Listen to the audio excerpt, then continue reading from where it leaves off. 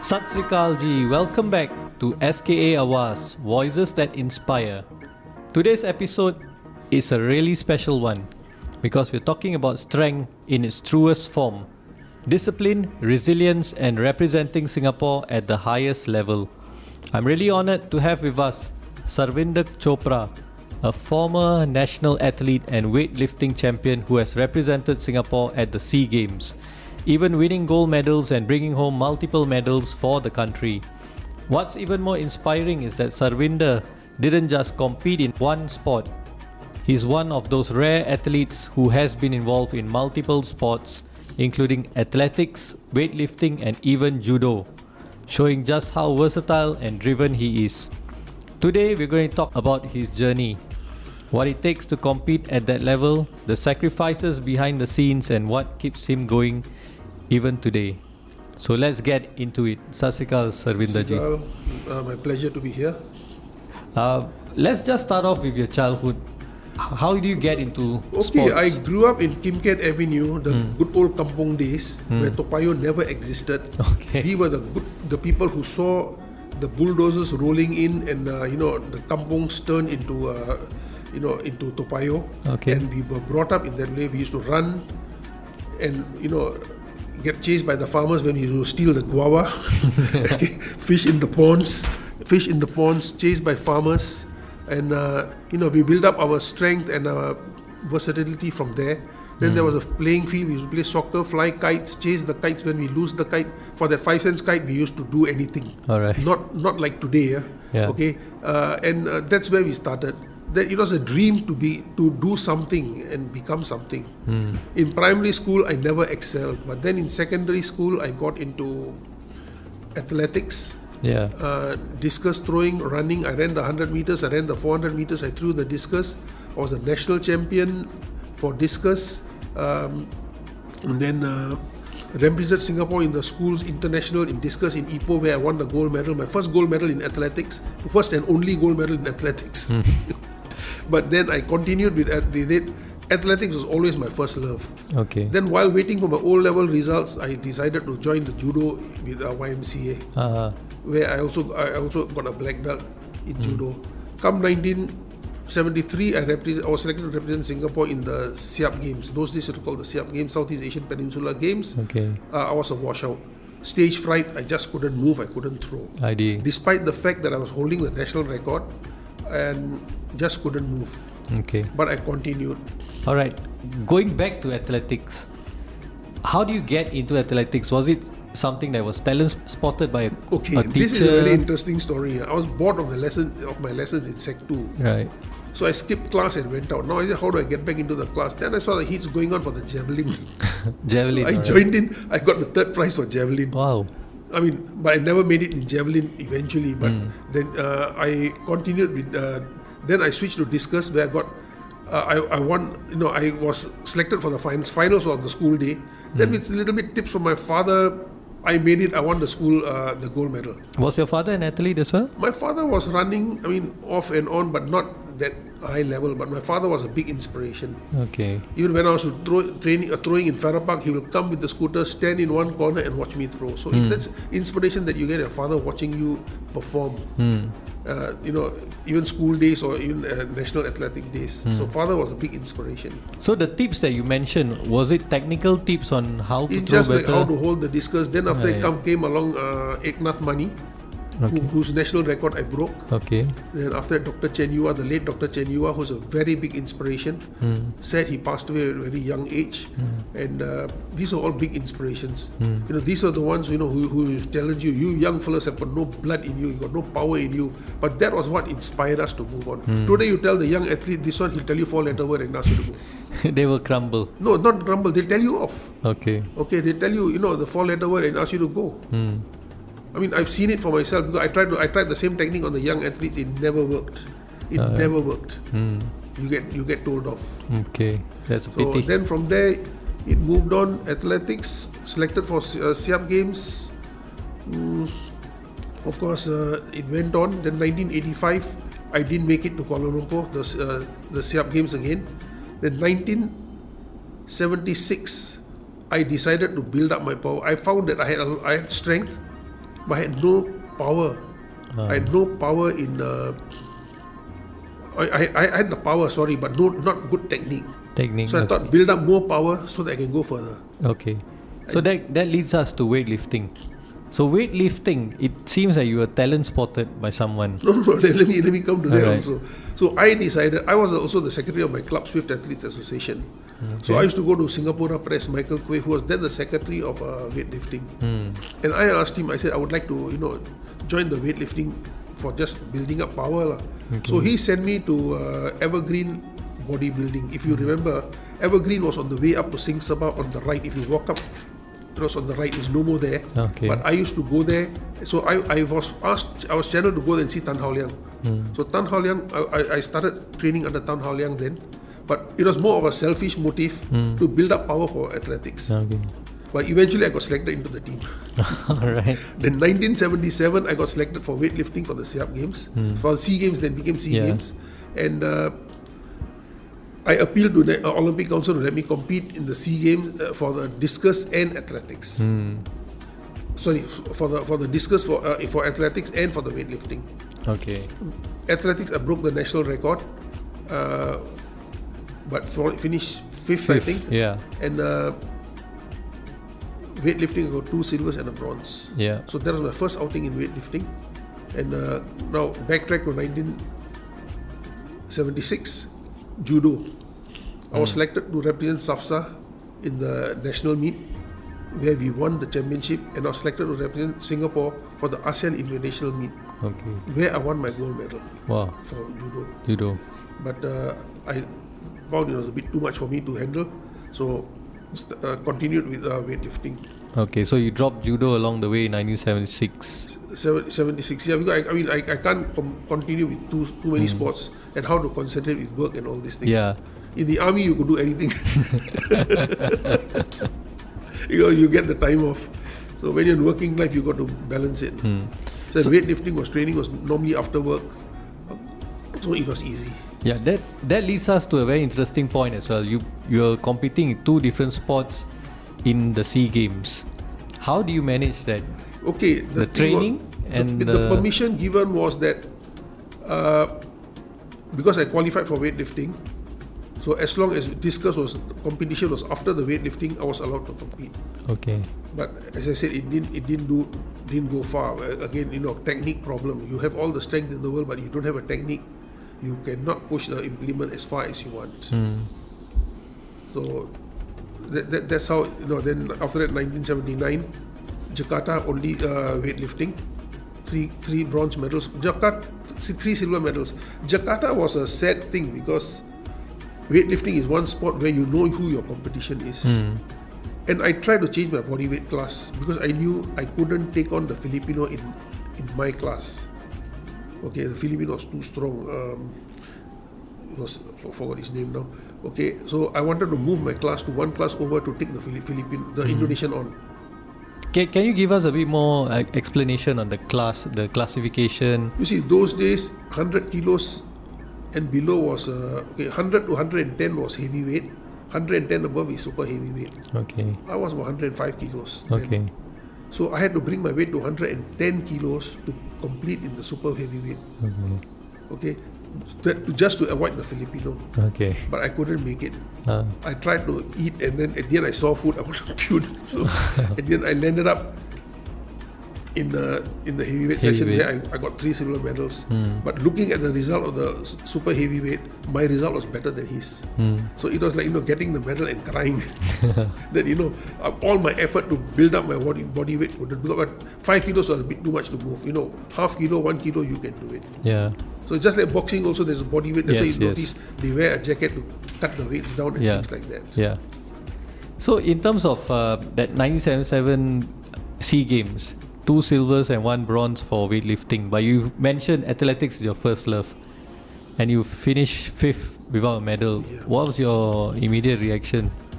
My immediate reaction, I still continue playing around with the athletics discus, but eventually no. I said I got to concentrate on where I can find my forte. Okay. So continue playing around with the discus, and then into weightlifting, and then 79, 81, I got the break in Manila. My dream come true.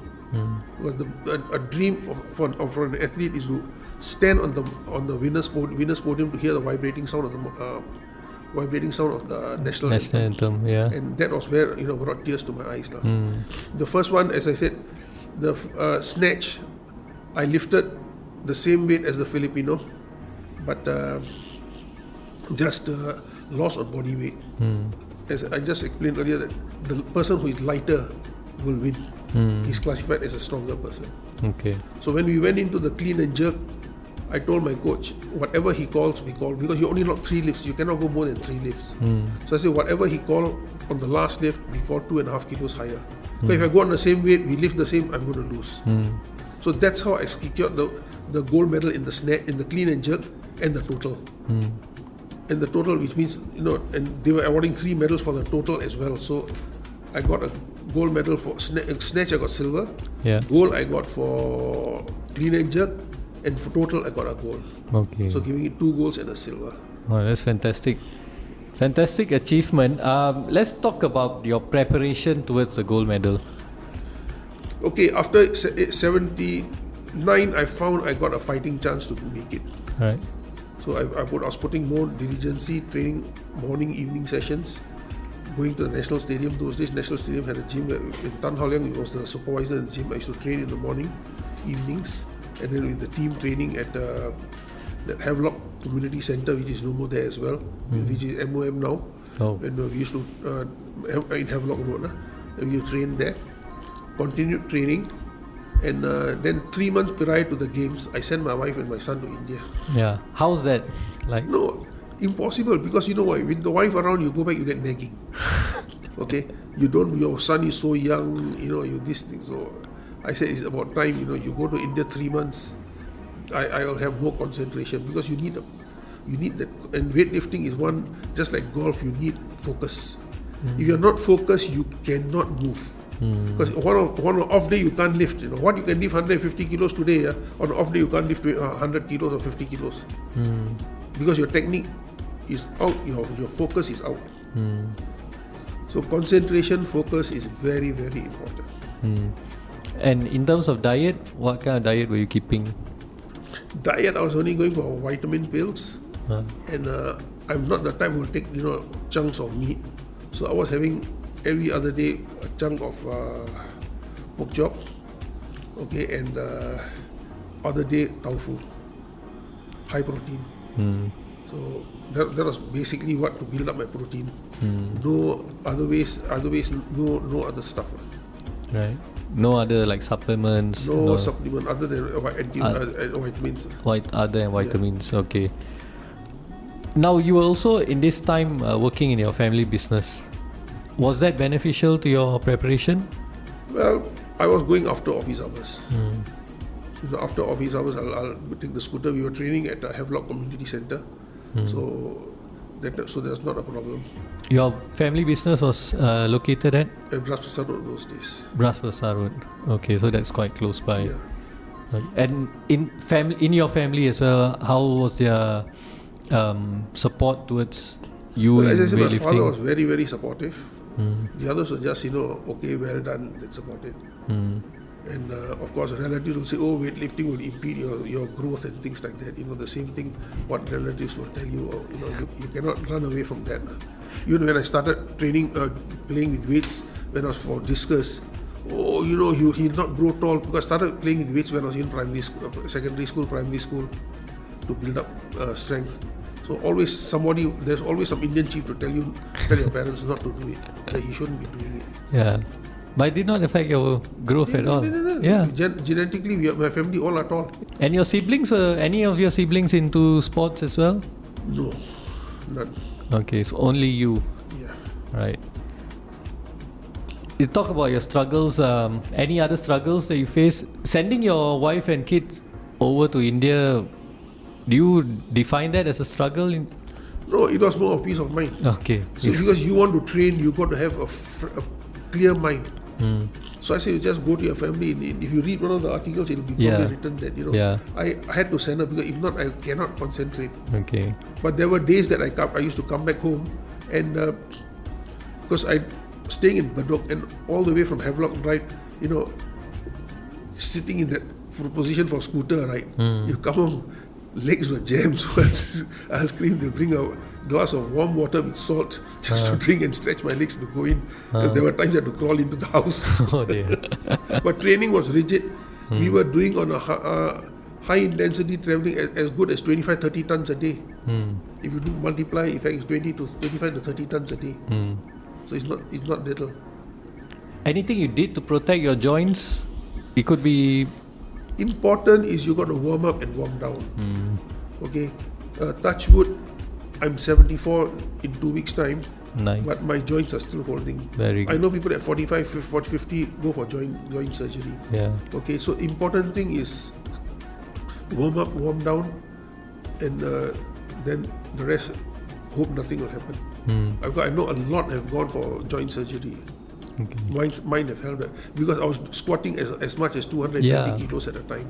Yeah, and from the squat position, lifting it up, and then lifting over your head. Not half squat, full squat. Yeah, correct. Full squat and then lifting over your head as well. No, that is a snatch. The squat is just from here or from the back down and up to build up the leg power. So this is Okay, those squat exercises. Yes. Okay. Along the way, you once you had an accident as well. Okay, that was in 1983 after the SEA Games. Okay, I won my gold medal after the SEA Games. 83, my second son was just born. Okay, so I was knocked down by a bus. My father escaped with minor scratches. I broke my left hand, and I call it blessing in disguise because I had to call it a day. Okay. We champions are never quitters. Yeah. Okay, we will continue competing until we lose. Then we go back 10 years down the road, I should have resigned, retired. I would have had good memories. So I have the best memories in the world. I retired as a champion. Nobody can stop me on that. Yeah. Nobody can fault me. I know people who continue competing, okay, and then lost. What memories are you going to have? This is advice actually we got from Dr. Mani Jagadison, if you know him, our kingpin who studied in ACS but Asian Games 2 gold medals in 100 meters and 200 meters. And he gave us a talk and he said, I retired when I still could compete because I retired with fresh memories, good memories. And that's a good cue. Yeah, that's true. And after retiring, you still involved in the sports? I was involved in weightlifting here and there, coaching. I offered to coach. There was one article I did bring along where I read that the Singapore weightlifters have got no coach, and I offered to coach, give my services for free. I said for 3 months, I'll guarantee they'll improve. I don't guarantee a medal. They had a talk with me, then they sent the lifters to China. So this is it. You were also involved in athletics? Athletics, I was the secretary of the Swift Athletics Association, and I was also the secretary of the SAA for 5 years. Organized 5 marathons, New Paper Big Walk, all was organized by me. The start of New Paper Big Walk. The New Paper Big Walk started many years ago, but during my tenure, I was involved in the organization of it. Okay. New Paper Big Walk, so it was good. And then marathons, the Singapore Marathon, in Singapore International Marathon, until I stepped down in 2002. And you're wearing a coat with the referee. Okay, I am an international class 1 referee for weightlifting. I had the honor of refereeing the Asian Games in 1982 in New Delhi. Oh, that was during the time where you were still a weightlifter. Yes, okay. Yeah, but I was not competing, so I was allowed to referee. Okay. The best thing is you go to India and referee, and they look at you at a different eye. Oh, you're an Indian living overseas, and you come back to India as a referee, so they give you more respect than anything else. Okay. Then 1985, the second SAF Games, they have in that region South Asia games, Okay. SAF games, South Asia Federation Games, Yeah. which covers Bangladesh, India, that region, Pakistan. So it was held in Bangladesh. I also went as a referee. And in between the Asian women's weightlifting in Manado, Sulawesi, which also I went as a referee. Then 1991, I called it a day with weightlifting because I found that things were not working right. And in all your in this journey that you've been playing multiple sports, representing the nation, what was the reception of the Sikh community towards you? Sikh community, when I came back from Manila, 1981, Gurdwara Khatum called me. They gave me a surupa in the Gurdwara. They sort of honored me. Then Central Sikh Temple called me and gave me a surupa, and that's about it. Okay. So I was not recognized by other Sikhs, other than when they see you, they say, oh, you've made us proud. Some of them say, oh, we'll call you for this, but I left it as it is. You call me, I come. You don't call me, I don't go, because I'm not begging for anything. I know what I've achieved. I know what I've done. So these are my achievements. Those people that you meet in the community, maybe not high profile, in high profile positions, they come up to you, compliment you and say you made them proud. How did that make you feel? So it makes you feel good. After now 45 years, no, it's what, now 45 years? It makes you feel good to be remembered. Okay, or not, people, you just fade away. So when somebody calls me and talks about it, I feel good because you are remembered. You're not forgotten yet. So it's still there in the memories.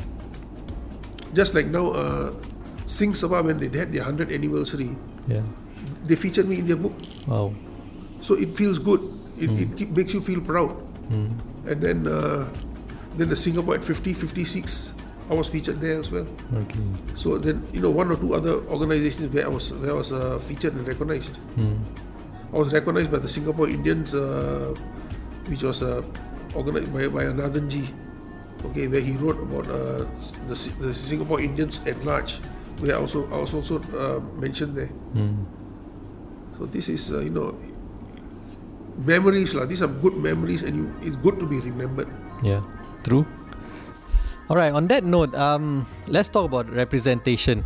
So in terms of representation, one representing the country and one representing the community as a Sikh, what did it mean to you? One is representing Singapore. Was a dream come true to hear the vibrating sounds of Majula Singapore, not once but 3 times. Twice in Manila, once in Singapore. In Singapore was a dream come true because it was with home crowd. And the next thing, what made me proud in the community was this. I should say about the only stubborn Sikh to have won a gold medal. I mean, beat me with that. This was the proudest moment, I should say. Okay, all our Sikhs that who have excelled are not turbaned. So this gave me a very good standing in the community where I got a lot of respect. We had a guest previously, Chamkor, and I believe you played a part mentoring him as well in athletics. Chamkor was, I don't say he was my athlete, but I was the honorary secretary of the SAA. And when I was asked to nominate 2 athletes for the World Championships in Edmonton, so Chamkor came to mind. So I put up his name, and I got him to go. Why not? If I can put my somebody worthwhile to go. So he deserved. I found he was the best bet, and there are wildcard entries in Olympic Games, in Asian Games, Olympic Games, in World Championships. Either you qualify category A, you go, or wildcard entry. Wildcard entry, you're only allowed 1 male and 1 female, but then certain events only. You like discus, they will not allow a wildcard entry. Because if they get number of wildcard entries, they cannot finish it in 1 day. Like Chamkor was 800 meters, if I'm not wrong. Okay, they are running in a group, so batch running will not affect the schedule. So I also went as a delegate for the World Congress. So represented Singapore at the World Congress. And interesting thing is, the Americans proposed the bill, and when the time to vote, they vote against the bill. Because they were the ones who proposed in 2001 that the all world records prior to 2000 should be eradicated because of drugs. Oh. So I did speak up at that Congress. Okay, I did speak at the Congress. I said, if they were not caught for cheating, why should they lose their records? But America voted against the bill. When you're proposing the bill, why are you voting against it? Yeah. This is America. On that note as well, mentoring someone from the community, how important is that role for others right now to mentor? Anybody can come to me. I will give advice. I will help as much as I can. I'm not. The doors are not closed.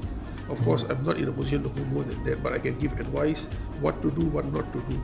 But in today's world, Difficult study to... first. Okay. Study first. Okay. Without education in Singapore, you are nothing. You are nobody. Okay. I did school. After my O level, I did my A level.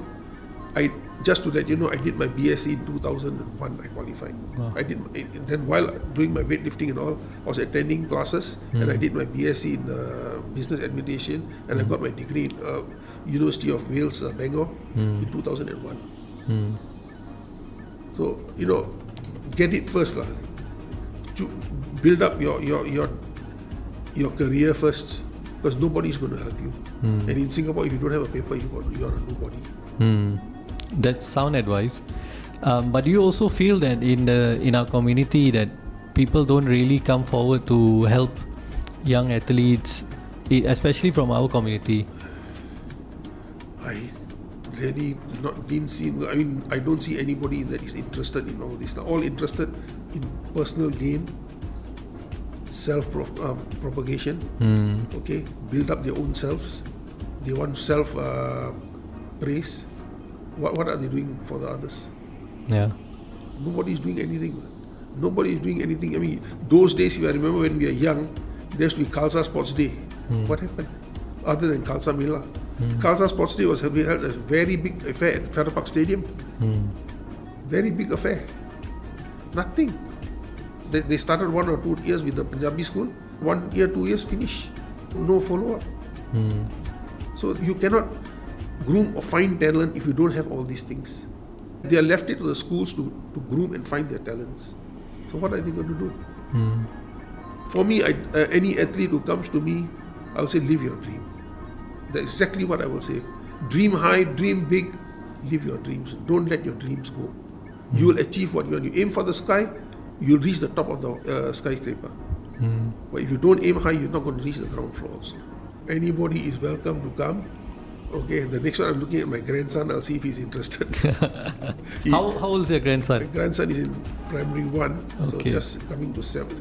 Just hit 7, but he seems to be very keen on running. So I'll probably give him some tips, some advice, and see what it is. Give him some right calisthenics. Because everything goes back to basics. Yeah. If you don't have the right basics, you never make it. Basics are very, very important, and most of our athletes lack the basics. They want fast success, Yes. so they neglect the warming up. A lot of them use what oil is that? The cream, the heat cream, Heat cream, rub. right? Heat rub. Yeah. The heat rub to have a fast warm up. It's all not good. Jog 1 lap round the track, stretch yourself, loosen your muscles. If you can do 2 laps, you're going to jog. You're not running. You're not sprinting. Loosen your muscles, and that's it. But shortcut. Everybody wants shortcut. I've seen athletes struggling around the track from Sekonanand's day in Farrer Park and all these days. They were pounding the track like nobody's business, and that's where they got success. Hard work. Yeah, no substitute for hard work. That was such a powerful conversation with Sarvindar. From representing Singapore at the SEA Games to pushing himself across multiple sports, his journey really shows what it means to commit fully, not just physically, but mentally as well.